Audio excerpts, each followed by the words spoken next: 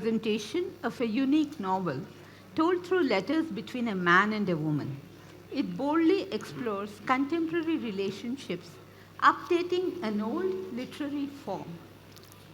I will add narrative links that will be interspersed with visuals and songs to create the mood of the wide ranging emotions in the novel. Welcome to this unusual reading. Tara and Sandy, The Slow Dance of Infinite Stars, is a novel that follows an intriguing relationship of two old schoolmates. They meet by chance at an airport 26 years later, and after a lull of 12 years, they connect again when Sandy writes a letter to Tara. ನೆನಪಿನ ಜೋಕಾಲಿಯಲಿ ತೂಗಿದ ಅದೆಷ್ಟೋ ನೆನಪು ನೆನಪಿನ ಜೋಕಾಲಿಯಲಿ ತೂಗಿದ ಅದೆಷ್ಟೋ ನೆನಪು ಕಾಲಚಕ್ರದ ಹೆಜ್ಜೆಯೊಂದಿಗೆ ಮತ್ತೆ ಮತ್ತೆ ಕಾಡುವ ನೆನಪು ಓಲೆಗಳ ಮೇಲೆ ಬರೆದೆ ನಾನಿನ್ನ ಹೆಸರಿನ ಮಾಲೆ ನೆನಪುಗಳ ಪುಟಗಳಲ್ಲಿ ಸ್ಮರಣೆಗಳ ಸಾಲು ಸಾಲೆ ನೆನಪುಗಳ ಪುಟಗಳಲ್ಲಿ ಸ್ಮರಣೆಗಳ ಸಾಲು ಸಾಲೆ ಸ್ಮರಣೆಗಳ ಸಾಲು ಸಾಲೆ ಸ್ಮರಣೆಗಳ ಸಾಲು ಸಾಲೆ. Dear Tara, a few days back, I was going through my old papers when I chanced upon your details. I thought of sending an email to you. If you're okay, you'll reply. Possibly. So here goes. I did reply. This feels like homework. If you remember, back in high school, I was one of those who never did their homework. There were a lot of goody two-shoes guys like you who would allow me to copy from you. So begins this promising conversation through letters between two adults well past their prime, carrying the baggage of their life experiences. अजीब दास्ता है ये कहाँ शुरू कहाँ ख़त्म ये मंजिलें है कौन सी न हो समझ सके न हम अजीब दास्ता है ये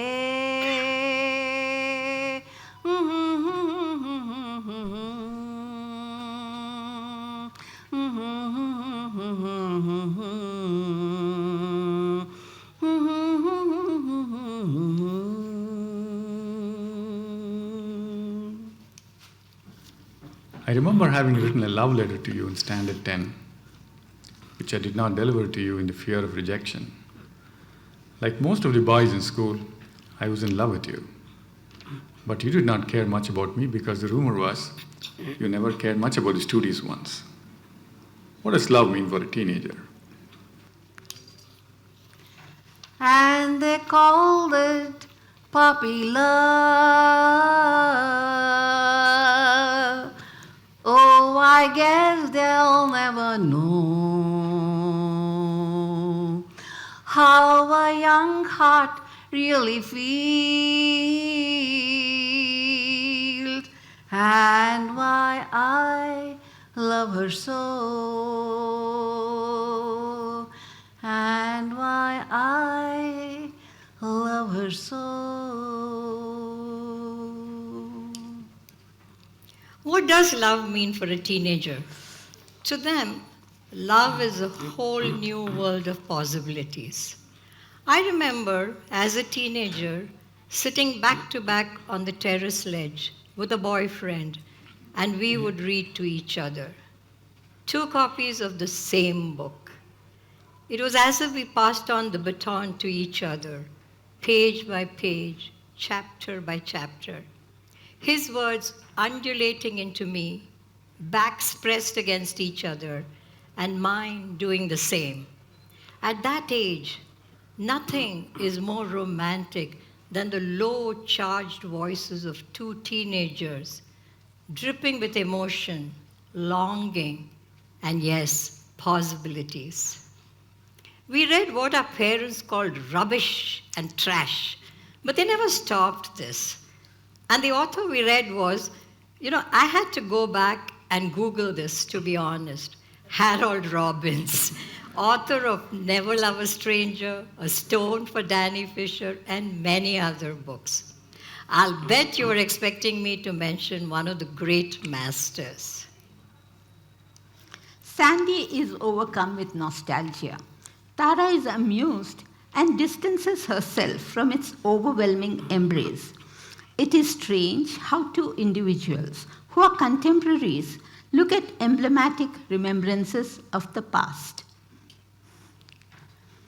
नगमे हैं, शिकवे हैं, किस्से हैं, बातें हैं, नगमे हैं, शिकवे हैं, किस्से हैं, बातें हैं, बातें भूल जाती है, यादें याद आती है, बातें भूल जाती है, यादें याद आती है, यादें यादें यादें.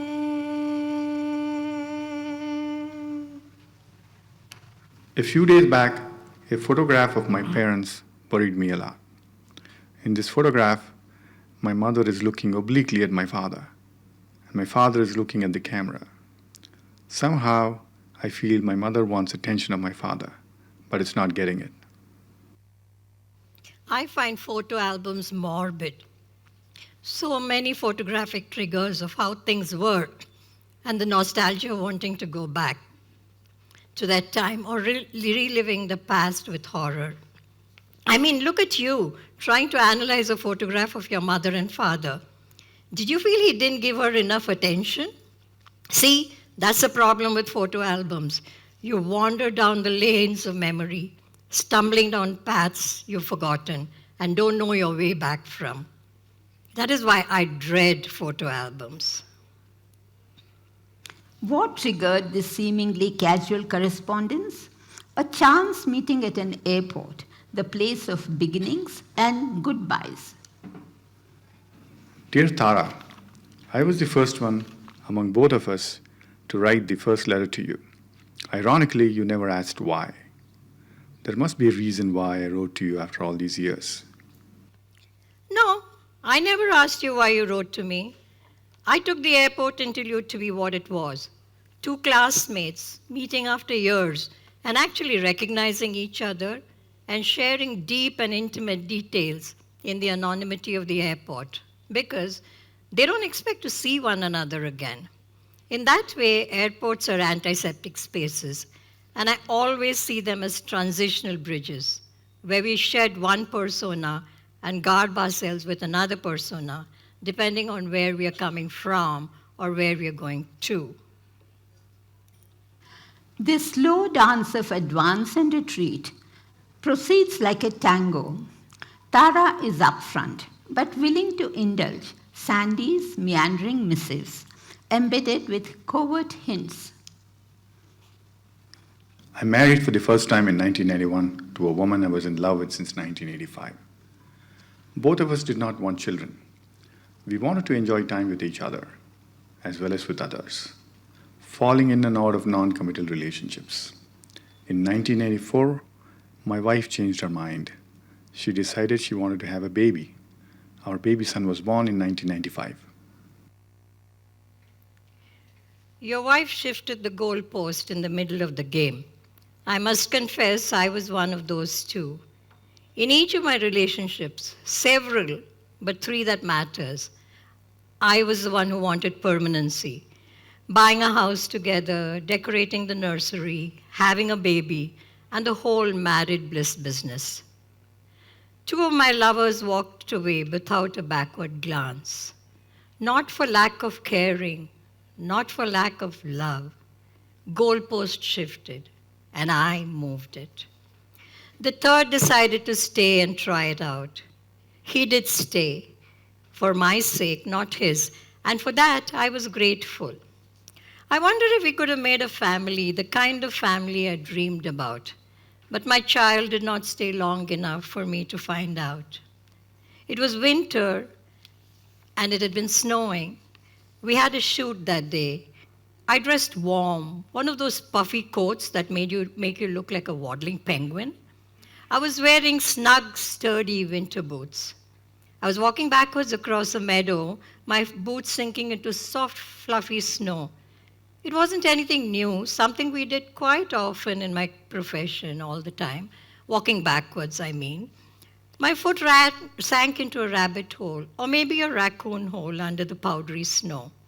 I stumbled, twisted my ankle, and fell hard, buried half under the snow. I thought nothing of it. This was Canada after all. I got up, shook my foot vigorously, turned it this way and that, and decided I was fine. That night, I went into premature labor, and the rest, as they say, is history. Suffice it to say that we didn't buy a house together, we didn't furnish the nursery together, we didn't raise a child together. He took it harder than I did, if that were possible, and blamed me for all his hurt. I had shifted the goalposts after all, and given him a glimpse of an after. And it had dropped him into this abyss. Never mind that I had fallen into the abyss before him.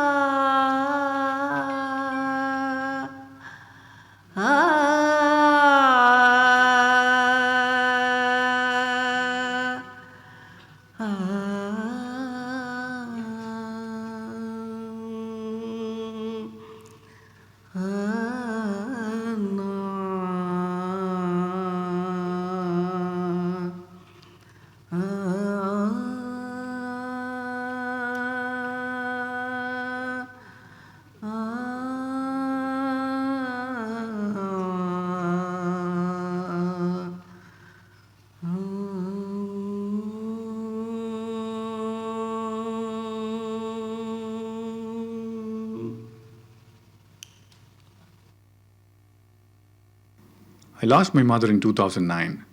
My father is still alive and kicking at the age of 86. I'm not unwell, but I do not feel very well either. It does not have anything to do with the fear of death. In my present state of mind, I do not fear death. Although strangely, at the same time, I crave to die in my sleep. I don't have much by way of these stories. My parents died in an accident. Much of their history died with them.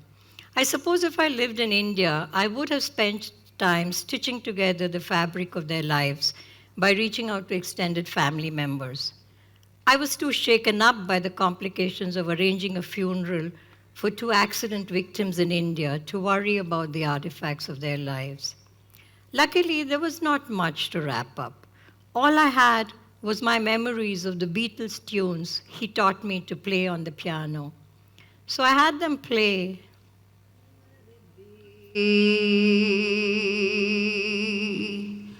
Let it be.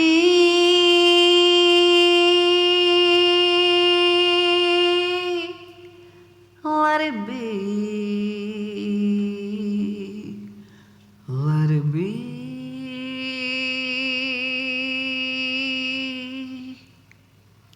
It was loud enough at the cremation to drown out the chants. Many of them put it down to the laments of a deranged and grieving daughter. When I find myself in times of trouble, Mother Mary comes to me, speaking words of wisdom. Let it be. Mother Mary comes to me, speaking words of wisdom.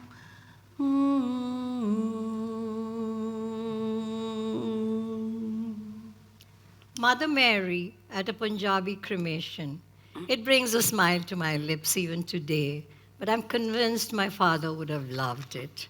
And my mother loved my father, so she would have been shaking her head indulgently at the father-daughter duo.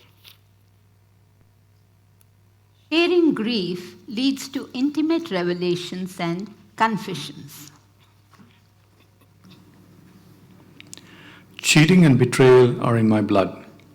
I have betrayed Niharika as well, and in 2014, I was caught red-handed by Niharika sexting one of my woman friends, while Niharika was busy with the admissions of my son and daughter in colleges. It changed the equation between me and Niharika. Both my wives have told me, including my other women friends, that I am not a one-woman man, and I am not the marriageable kind. Yet I married 2 times. Let me tell you, I believe marriage is the worst institution man has created on this planet for the purposes of straightening out inheritance protocol in a patriarchal society, period. Jesus, Sandy, do you have to throw a bombshell in every letter? Now this one is about I'm a serial cheater. All that betrayal and hurt that follows. How do you mend a relationship after that? It's like saying, I quit smoking and have people sniffing very discreetly around you. But I won't take a tar brush to you on that. In fact, I've never understood why we paint smoking, drinking alcohol, and eating non-veg with the same tar brush.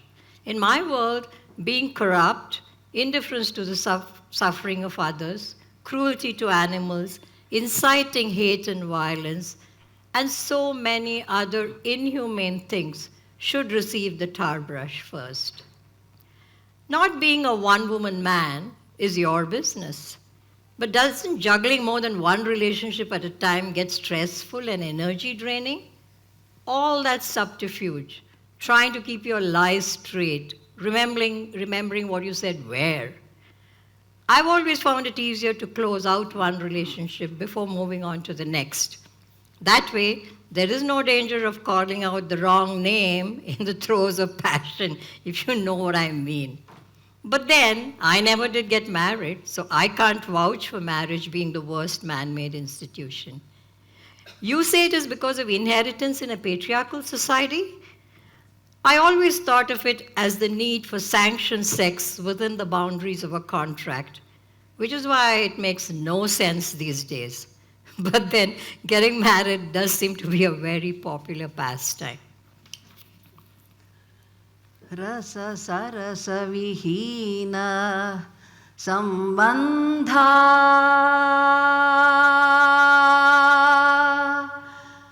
रससरसविहीनसम्बन्ध अनुबन्धविಲ್ಲದ विवाहबन्ध अनुबन्धविಲ್ಲದ विवाहबन्ध ಬಂಧ ದಿಗ್ಬಂಧಗಳ ವಿಷಮ ಬಂಧ ಬಂಧ ದಿಗ್ಬಂಧಗಳ ವಿಷಮ ಬಂಧ ವಿಷಮ ಬಂಧ ಸಂಬಂಧ ವಿಷಮ ಬಂಧ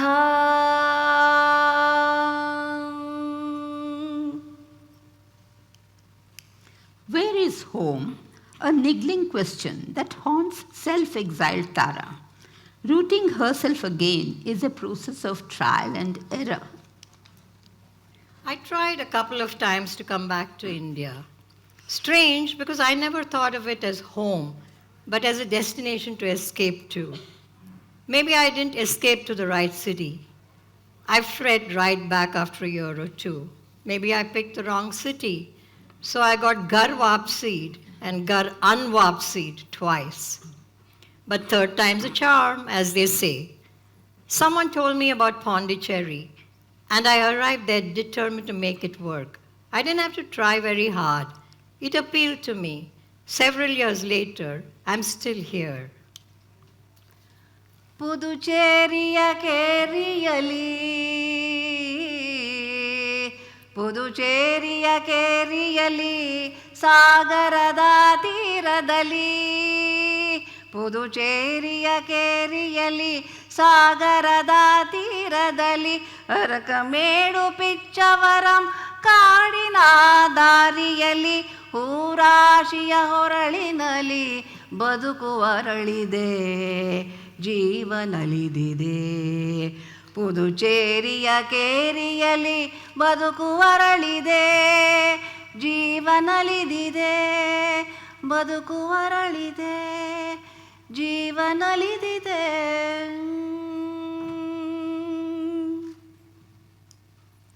The words kindle a suggestive slow burn that soon crackles with sexual chemistry. Two adults seeking a connection that could ripen with possibilities. The unsaid is now voiced. I feel you're trying to project your worst side to me, almost as if you're trying to say, I'm a horrible person, so don't reply to me. But please tell me if I love you. So I'm going to come right out and put it front and center. Are you trying to, or are you asking me to have an affair with you? Sorry for the bluntness, but since we live several states apart, there are no visual cues. Playing with the hair, tossing of the head, leaning forward to place a light touch on the arm, and all the other subtle physical cues of the game. In a previous letter, you had mentioned that you were running out of first-hand experiences. So I'm wondering if a relationship with me is the new first-hand experience you were seeking. Tara, as I stand today, I think I'm incapable of loving and being loved. I have wasted my life to that extent. The slogan on my flag reads as follows: I want to be your friend. I want you to become my friend. I want to stand beside you. I want you to stand beside me. I do not want to colonize you. I do not want you to colonize me. I want to be free. I want you to be free. I want our friendship to challenge all formal and structured relationships. You say, I want our friendship to challenge all formal and structured relationships. So be it. I'm free and I will not be colonized. So we're both on the same page. But again, sorry for the bluntness in asking, are you trying to, or are you asking me to have an affair with you? Am I asking you to have an affair with me? Affair is too pale a word for me to be having at my age. I need something thicker and more viscous. We have lived many kinds of relationships that have caged us. Rarely do we live a relationship that frees us.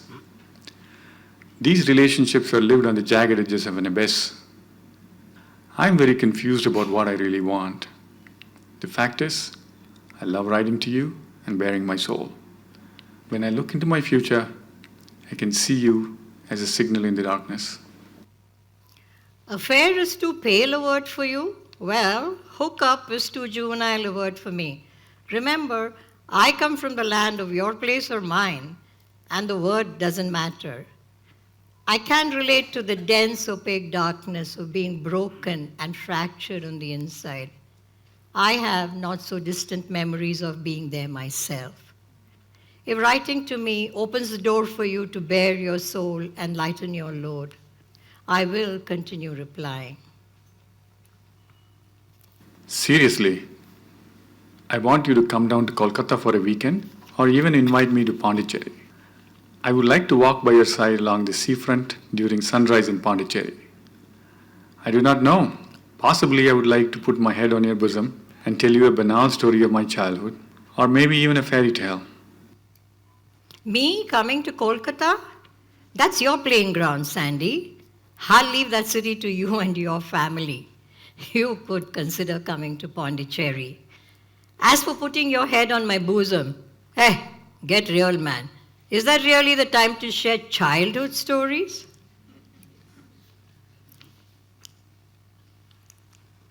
Is Sandy hallucinating the slow dance of infinite stars? Sandy and Tara come alive through their conversations as a man and a woman who embark on a relationship through words. Words that carry the weight of memories, inarticulate longing, sharp comebacks, and tantalizing promise of something more. The alternating rhythms and tempo of the narrative keep us riveted. Fasten your hold on the book. We are in for a rocky, disruptive ride. ಕಾಲದ ಕಡಲಲ್ಲಿ ಉಸಿರಿನ ಹಡಗು ಕಾಲದ ಕಡಲಲ್ಲಿ ಉಸಿರಿನ ಹಡಗು ತೇಲುತ್ತ ಸಾಗಿದೆ ಹಗಲು ಇರುಳು ನೀರಲ್ಲಿ ತೆರೆದಿದೆ ನಿಲ್ಲದ ದಾರಿ ಎಲ್ಲಿಂದೆಲ್ಲಿಗೆ ಇದರ ಸವಾರಿ ಎಲ್ಲಿಂದೆಲ್ಲಿಗೆ ಇದರ ಸವಾರಿ ಎಲ್ಲಿಂದ ಎಲ್ಲಿಗೆ ಇದರ ಸವಾರಿ.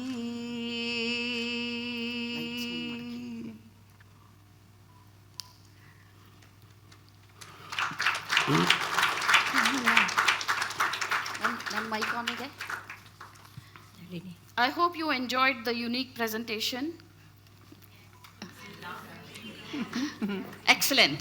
Now let me introduce you to the team. This is Maithili Rao. She was the sutradhar for this presentation, bringing her knowledge of cinema into rolling out the rhythms and moods of this novel. She helped transit between situations. Maithili started off as a lecturer, and meandered into many vocations like being a columnist, subtitling for movies, to writing on cinema, and becoming a movie critic. She's actually an author herself, Next, let me introduce you to the amazing, versatile Dr. Nalini Chandar.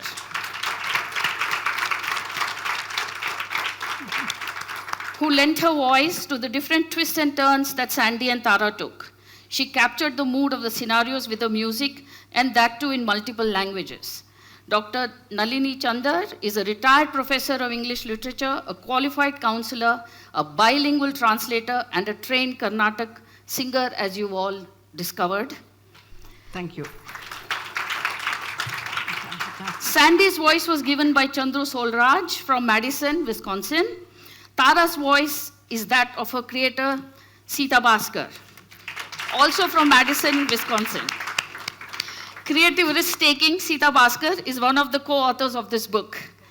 Her other co-author, Sabarna Roy, presented the idea of the book to Sita and watched it not just spring into life, but also sprint out of control, as the volley of letters went back and forth, back and forth. Well, that's our Sita for you. Sita has published quite a few books and several short stories, And this book comes out in September, as you know, you can see that. We hope you had a good time. Now wait, you forgot yourself. Oh, okay. Preeti. Meet Preeti Maroli, founder Stretching Goats Brand Strategy Consultancy. Thank you. Former global head director of J.W. Thomson London. She's led teams to launch, shape, and guide mega brands across categories and continents. And she brought that passion and that sense of adventure, experimentation to this audiovisual presentation. And it wasn't a walk in the park for her. Man, it was so reining us difficult. in, keeping us focused on Tara and Sandy. Even Nalini can sometimes, her tone can go up when it needs to go down, and the other way And around. get lost So in even a she- song, and we have to tell her to stop. Yeah, she'd forget herself in the song. And then to my co-author Sabarna Roy, who floated the idea of Tara from a ballad he wrote in his book Pentacles. And then he sat back and let me recreate Tara in the slow dance of infinite stars. We're given to understand that he's watching this presentation on YouTube from Edinburgh, I think. Thanks for being a part of this journey, Sabarna. Safe travels. Have a good evening, people, and thank you for your time. Thank you very much. Thank you.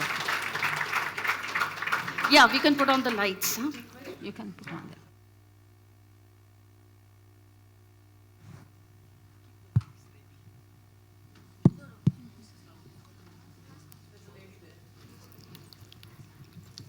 So firstly, congratulations. That was really outstanding. I haven't prepared as well as I would like for my session. I desperately need to be upstairs working on it. But I just couldn't leave. So it's been fantastic. I wanted to know how you put this all together. I'm sure it was a collaborative process. But just a little bit, if you would, on how you put together such a fascinating, scintillating piece that just wouldn't let anybody look away for a microsecond. So thank you. Can I answer that Yes, question Sita. first? Go ahead. So, She's the author. So, we just started off thinking, okay, let's do something. And then, of course, once I listened to Nalini singing, I said, you just sing for 1 hour. We'll all listen to you. We needed Preeti Maroli especially to keep me reins. So I'll hand over the reins to you, Preeti. No, so what we said was the book was getting launched in September, okay? So there'll be nobody who has read it. So we had to bring it alive, for you guys to know what the conversation was and what the scenarios were. Then we said, we had Nalini as part of our book club, and she's a fantastic singer. So we said, why don't we use her singing to, capture the spirit and the mood of that situation. I'm sure you guys will remember when Sita, was reading about Tara losing her child, and Nalini's, that alap, my God. Every time she did it, we had tears in our eyes because she captured it so well. And then Maitli, of course, comes from a cinema background. So we said, she was the person who was helping us transit from one scene to the other. Then we said, let's make it dramatic, okay? So we knew the man is away, so we used his voice as a recording. And then said each person, when they speak, let's just have a little light on them. So it has a certain kind of a, dramatic effect. So that's how it came together, actually. Over many practices. Yeah, over many practices, sleepless nights, mistakes, and they're creative, 3 of them. I come from a business background. They're creative. They run away with their creativity. I have to keep, like children, keep bringing them back and saying, focus, focus. Yeah, so. Any other question? Yes.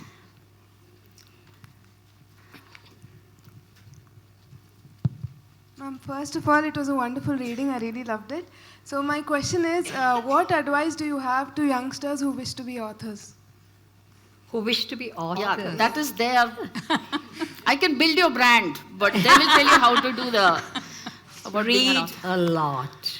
Read a lot. Read whatever you want to read. Don't let anyone tell you only have to read this kind of literature or that kind of literature.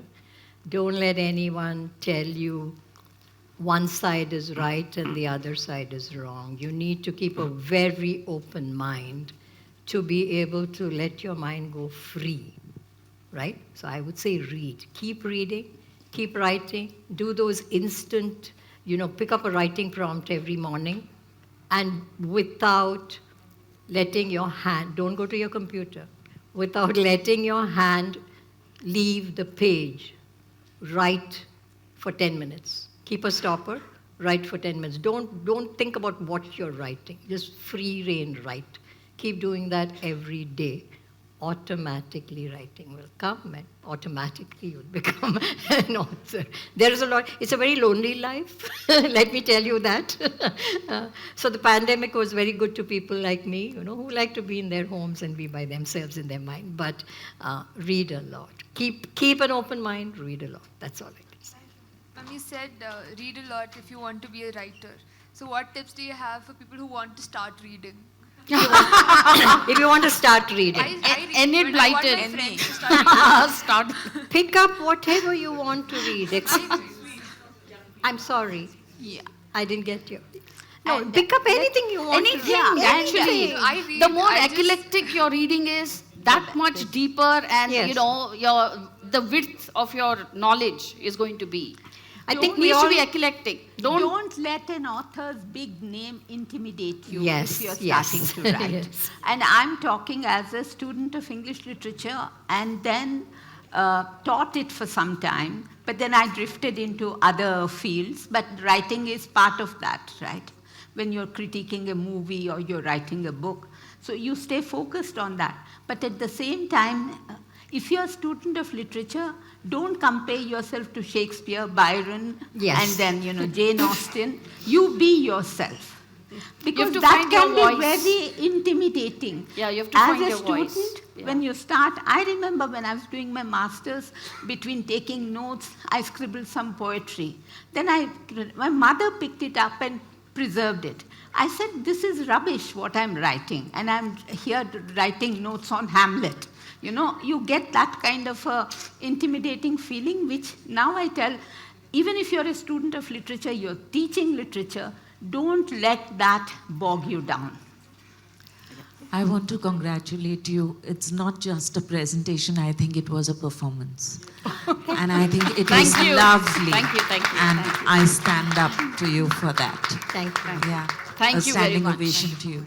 A question. You had a visual of modern day Pieta, if one may call it that, when she sang Yes. the alap. Yes, yes. right? It's a sculpture. It's a sculpture. Yes. So by whom is that? And if you could I shed can some send light it on to you. It is in Stockholm, I Stockholm, think. Yeah, I think it's in that's Stockholm. I'll send that to you.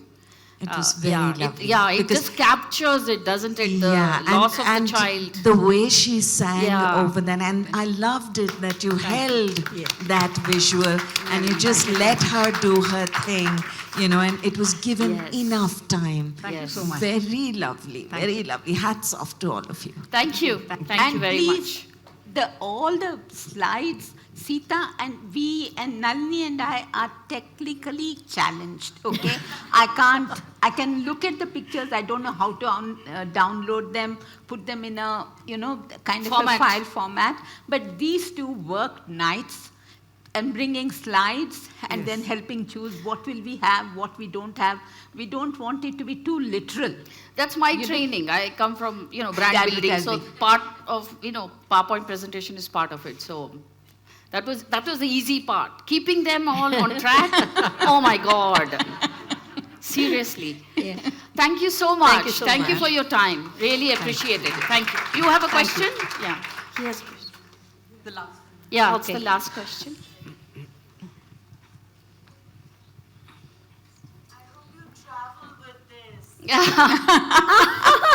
Oh, we are making actor. We said we are making actor of Sita. So the writer is becoming an actor, with Your question? Yes. This was something so beautiful, and I'm so happy that I'm not a latecomer like how I used to be in school. My question is, like how somebody asked, you have to read a lot of books, but when it comes to narrating the story, does it come with a lot of reading, or does it come with your personal life experiences of your, your younger days, and how does that emotion comes when you're narrating? Is it part of reading, or is it how does that equation work out? When you say narrating, you The mean storytelling, writing or storytelling, telling? Yes, storytelling. That has a lot of theatre in it, no? Yes. There would be, I think theatre, you need to be trained for that. Because you have to throw your voice, there is a certain, the emotions have to come in your words. People have to hear the emotion, they won't see it. Yeah. No, but I think your question is, how do you dip into those emotions? That's what you're asking. Is it coming? Exactly, yes. Don't just read a sentence, okay? Breathe the sentence when you're doing, right? And then automatically those words will come. Feel it. Feel it. And it will come. And keep experimenting. Just keep experimenting, open mind, and keep experimenting, that's all. Thank you so much. Thank you so much. Thank you. Just an observation. Of course, there was a man involved in this presentation, but knowing that 4 women, there was an aesthetic touch for this. Absolutely brilliant presentation. Thank you. Thank you. Definitely all of you will agree that this panel was unique, unusual, never before presented in this style in the Mysuru Literature Festival. And I can see that all of you, and I salute your efforts. Thank you. It's in-depth, very emotional, very aesthetic. And the music was, of course, soulful. Very special panel. On behalf of the entire Mysuru Literature Festival and the Forum, I thank you all for an excellent presentation. A big hand to Professor Chandra, who has come. He allowed her to stay late nights to practice. So No, the word allowed doesn't operate. Sorry, I say, Sorry. yeah, What do yeah, you mean correct, allowed? correct. Yes, yes. Thank you all.